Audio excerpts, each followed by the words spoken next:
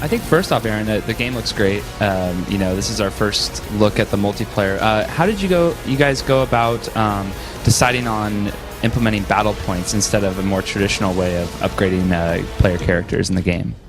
So battle points really came about from this desire for us to give the player all these really expensive, big impact weapons and vehicles in the game. And so we sat down and we're like, how can we balance this? How can we give the player access to these really cool toys that can do a lot of damage in the game, but make sure that those things are not, too overpowered, too unbalanced.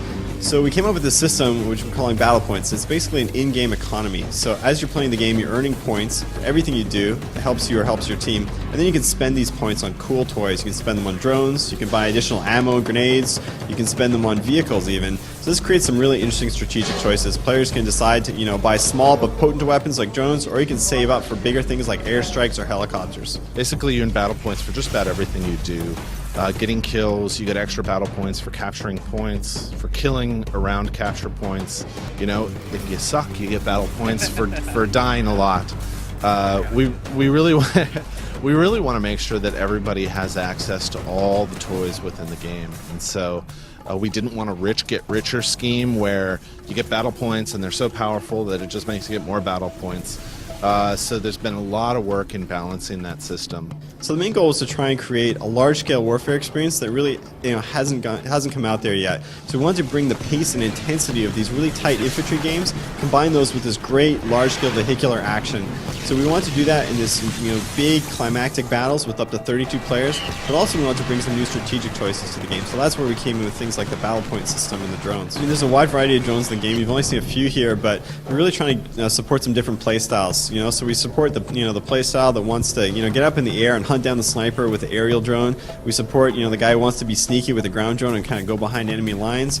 We've also got a recon drone that allows you to mark enemy targets. So it's a great support role. I mean, some players they don't want to be out there in the front lines mauling guys with their submachine gun. They want to be the guy helping their teammates. So we're really trying to support the diversity of play styles. That's actually been a huge focus, is creating a broad base of accessibility to different play styles. Really, we wanted to capture that hardcore player base, so that's what that focus on the responsiveness and the controls and the feel of the weapons and the balance of the system.